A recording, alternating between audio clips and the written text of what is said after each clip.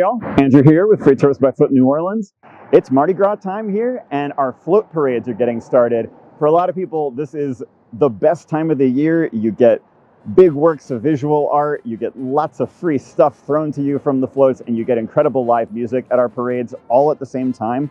But if you're new to it, the logistics of getting to and from them and of knowing exactly what it is you're looking at can be kind of a challenge. So in this video, James and I are going to share with you some of our advice as people who've been going to parades for a long time about how to make the most of planning in advance, what you need to bring with you, how to get to and from, and what it is you're seeing once the parade gets started. And y'all, just like with the tours that we give in person, this video is sponsored pretty much by you.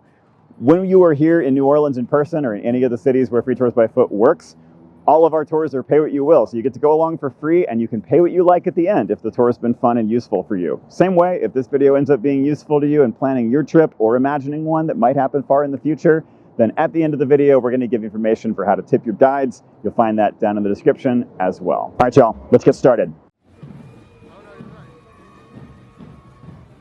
Step one to making this go well, you need to go online a little ways in advance and get some information. One thing I would do is download a parade tracker app. You have some choices. We'll make some suggestions down in the description. What it does is it puts dates, times, and routes all in one place and it steadily updates them. The parade schedule is a whole thing unto itself. We've got a whole separate video on that. But this will let you know on any particular day when a parade is likely to happen, how long it's going to be, and once it's gotten underway, where the front of the parade is. This is really useful information because parades can get slowed down by all kinds of obstacles. So it'll help you know whether you've got some time to run and grab a drink, some food, get a bathroom break before the beginning happens so you won't miss anything. Internet connections also are not always great on the day of. So besides getting this app, I would also download the map of the area so that you can reference it even if your internet connection isn't doing great.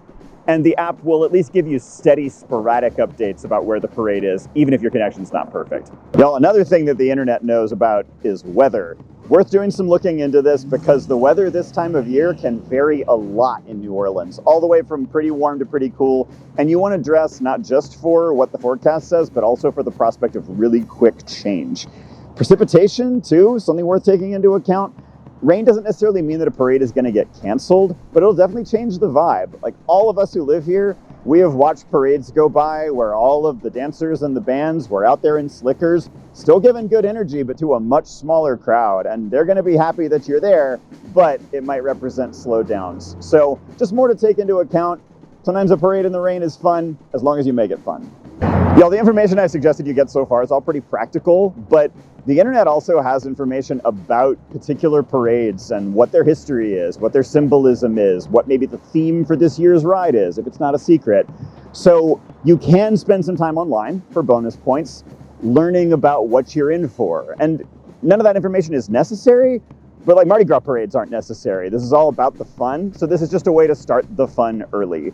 And you can also see photos of previous years, what the crowd is like, if people come in costume, how much density to expect the crowd to have, and that can all help you enjoy it when you get there and stand out from the crowd, maybe get more throws. There's good information about that stuff on some of the parade guides, and photos are all over the place, so some more links in the description for that. Next, y'all, you can take that research and start to put it into reality by deciding about where you want to watch the parade. People spend a long time figuring out their favorite spots to watch, but I can give you a few pointers. Most of the float parades are going to run some variation of a classic uptown route. By all means, come at us in the comments with the specifics, but in broad strokes, it's usually going to start somewhere around Jefferson and Magazine streets. It'll roll along Magazine until it hits Napoleon Avenue, go along Napoleon Avenue to St. Charles Avenue, from which it goes way down into our business district and ultimately to the edge of the French Quarter on Canal Street.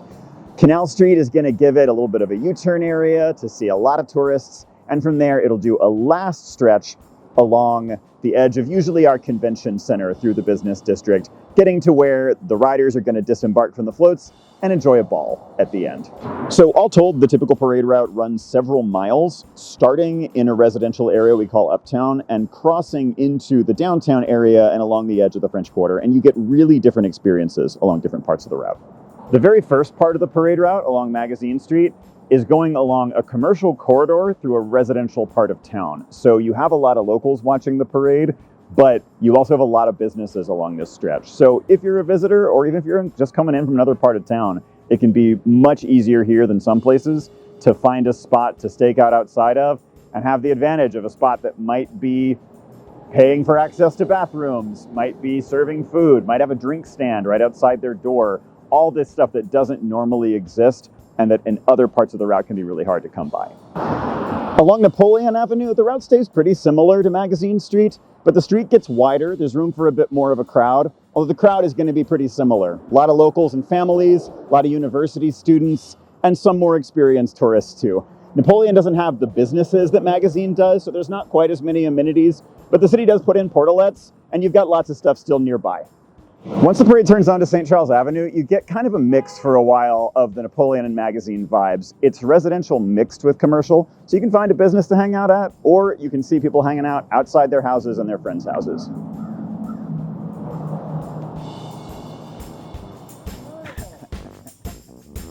Starting at about Jackson Avenue, the St. Charles flavor changes. You have a lot more businesses along this part, so more conveniences if that's what you need.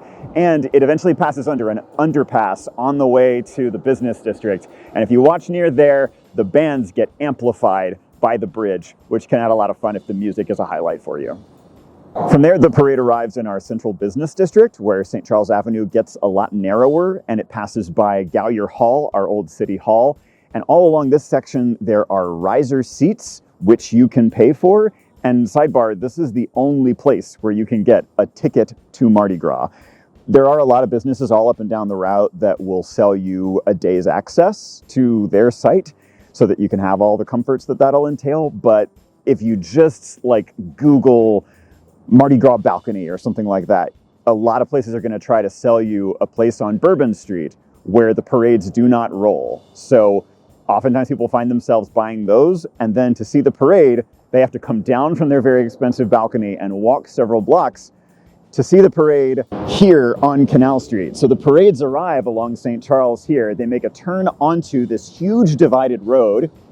They make a U-turn eventually, and then they go along the edge of the French Quarter. So anyone who wants to watch it in the French Quarter, this is where they're going to come to.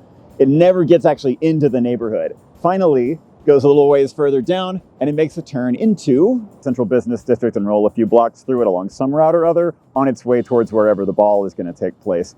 This home stretch of the route, it's the most unpredictable portion. Obstacles have stacked up by now, so no telling if the parade's been slowed down, and people can be pretty tired by the end, so the energy might not be quite as up. On the other hand, there are going to be people who haven't gotten rid of all their throws, and they might just be unloading them here. So if you're in it for the throws, this isn't a bad place to watch, and the crowd can be a little bit sparser. So the advantage of watching the parades downtown is convenience, really. If you're visiting, and especially if you're staying in this area around the French Quarter, you've got proximity to your lodgings and all of these businesses that are oriented towards tourists and the convenience that that comes with. On the other hand, it is a really different experience. You're dealing with a much bigger crowd down here, a crowd of first-timers by and large. So people are competitive about catching things. They can be kind of rowdy. The people riding the floats know that they're around tourists. So all of the kind of cliche stuff about Mardi Gras, if it's going to happen at all, it's going to happen down here.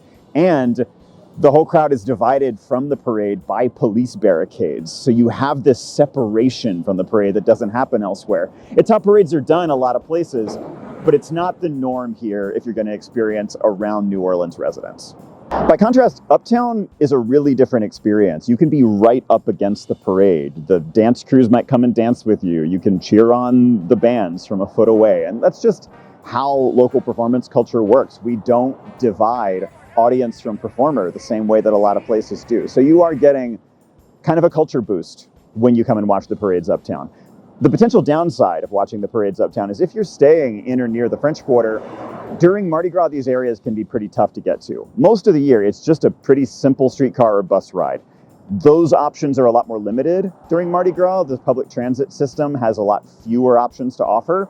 You could also get a cab ride or a rideshare ride, the limitation there is not all drivers understand how to deal with parade traffic. Some do, some don't. I also cannot recommend enough that you don't rent a car during Mardi Gras. I always say that in our videos, but that goes triple during Mardi Gras. Renting a bike might be a great idea if that sounds fun to you, and if the weather allows for it. You just got to be careful the routes that you choose, because broken glass in the streets is a little more common this time of year. You want to avoid getting a flat tire if you can. Really, for those who can do it and for those who have the energy, maybe the best solution is walking. Walking from place to place, it takes time, it takes energy, and it takes a little bit of forethought, but it does mean that you get to see what's going on in the street as you go. You get to witness local culture every block that you pass through, and you also get to kind of roll with what you see. It's totally possible that you might spot a better place to watch the parade. You might spot an event that you didn't know about. And that is really like the best piece of advice that I can give you. In the same way that our local performance culture doesn't divide you from the performer, it also is all about improvisation. So as much as I'm telling you have a plan, it's just as important to be ready to roll away from the plan. It's all jazz. All right, y'all, it's the day of the parade and you got to get to the spot. So we've already talked a little bit about transport logistics, but a couple added details. If you're going to meet people on the route, first, do transport together if you can. It's a lot simpler that way. But if you're meeting people coming from different places and you need to set a meeting point, I would do so at an intersection or at an address that you decide on in advance. I wouldn't rely on cell reception to find other people. It's not always reliable during parades. And if you can, I would set a meeting point a block or so off of the route, a quieter spot where you don't have to sift through a crowd to find where people are. If you have to meet on the route, then we tend to talk about sidewalk side and neutral ground side when it comes to the route. That's the people standing on the sidewalk versus standing in what we call the neutral ground, what others might call the median. Even if you don't use that terminology, you'll see it on t-shirts. It'll help things make a little bit more sense.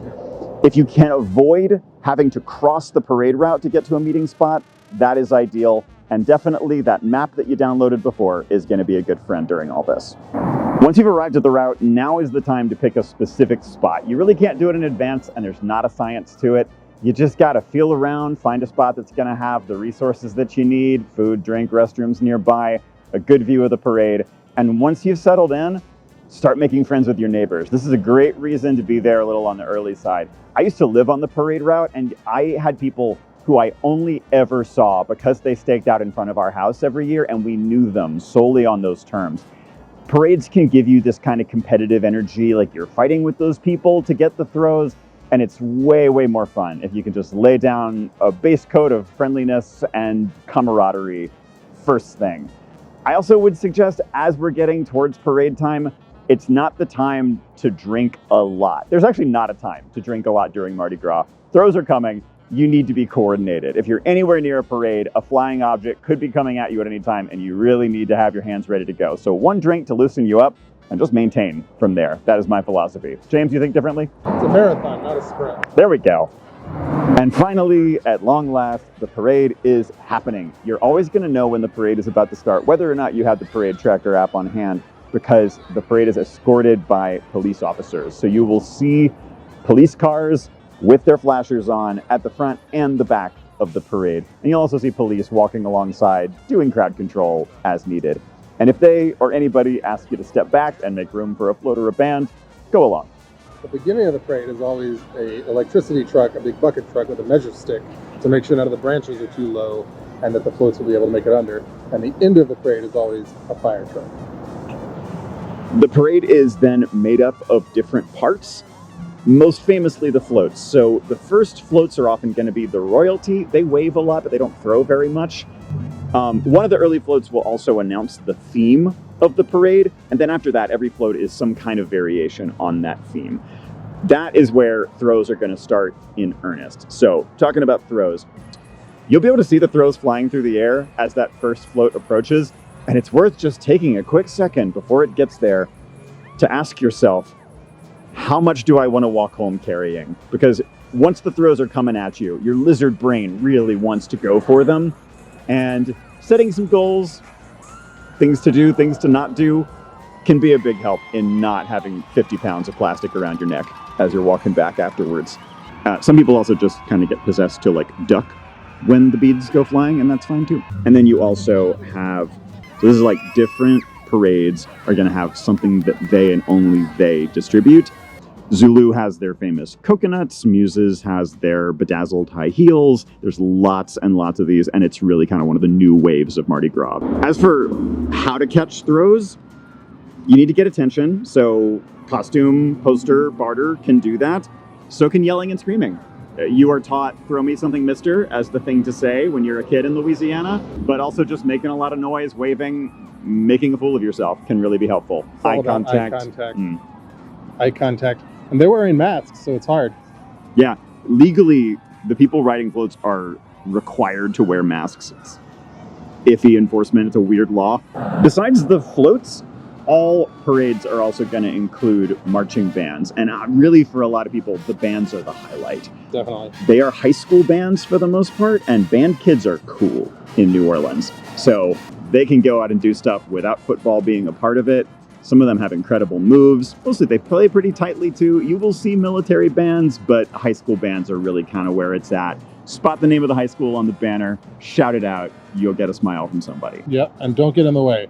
Yes, the parents will be walking alongside. Booster parents will push you out of the way. Do not cross the band. If you need to cross the street at some point, you can, if you do it safely, and you do it between parade elements, but you do not walk through the band. Period. End of story. If you do, you will be tackled by a booster parent. Those kids have been practicing their spacing all year. Yeah. And so they cannot move to the side. The tubas are too big. More recent addition is going to be dance crews. This is something where like you have high school and middle school aged young women in dance crews as part of band culture here. But a lot of people who have aged past high school have decided that that's something that they want to be a part of too. And so you have all of these organized dance crews, mostly either all female or all male. Got the 6'10 stompers, bunch of very, very confident men in track suits. Got lots and lots of women's dance groups. And they tend to have their own music going as well. And a choreographed routine, very much like what the high school dance groups do. And some parades, you're also going to see what we call flambeaux. Flambeaux are a really traditional part of Mardi Gras that were the lighting for the very earliest nighttime parades before electric lighting was an option. And these are folks, by and large black men historically, who carry these big gas-powered rigs that provide a flame and a metal backing that reflects light onto the float.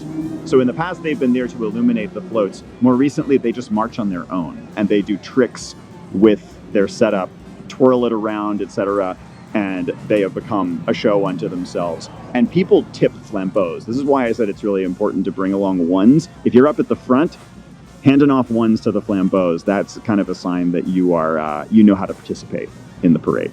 Once the parade is over, there might be another parade behind it, or it might be the end for a little while or for the entire day. If there's about to be a mass exodus and you're trying to get somewhere fast, leaving a few floats before the end might be a good idea. But you also can get a really fascinating and underappreciated experience by staying after the last parade and watching the cleanup process. James loves this. I do. I love a good infrastructure. And it's pretty great to watch hundreds of people, literally hundreds of people, with rakes and backhoes and street cleaners and dumpsters, buses full of people who come behind the parade to clean up the ungodly mess that we just made. Finally, y'all, no matter what you resolved at the beginning, you might be walking away with a lot of throws. And if that's the case, there are artful ways to get rid of them, besides just throwing them into the trees, which is very popular. We have a whole video on ways that you can use beads after the fact. Give that one a watch if you find yourself loaded down. Y'all, there's a whole lot more to New Orleans Mardi Gras than just the float parades, and we have a bunch of other videos on the subject. There's a whole playlist of them that you can go find for more advice on visiting during that time of the year. And of course, tons of videos on stuff you could do during Mardi Gras or any other time. If that has been helpful to you, or if this video has been helpful to you in planning a trip, then you can find us on Venmo, PayPal, Cash App, Buy Me a Coffee, and you can help us keep the lights on. Thank you so much for watching and for supporting, and we'll see you on the route. Take it to Mardi Gras. This guy's getting in. It's got a barcode and everything! That's right. It's all zeros. Just don't Might not want to scan that yet. Might not want to scan that yet. Totally, 100% real. Valid for one Terrifying. interaction with Frank. Dude, this is the best. This is the best. I'll tell you what I'm going to do for you. This is for you and nobody else, all right? All right? For you and nobody else. Oh my God. Hey, this guy's going to get into Mardi Gras right here. Yes. We got two. Hey, let's give him a round of applause.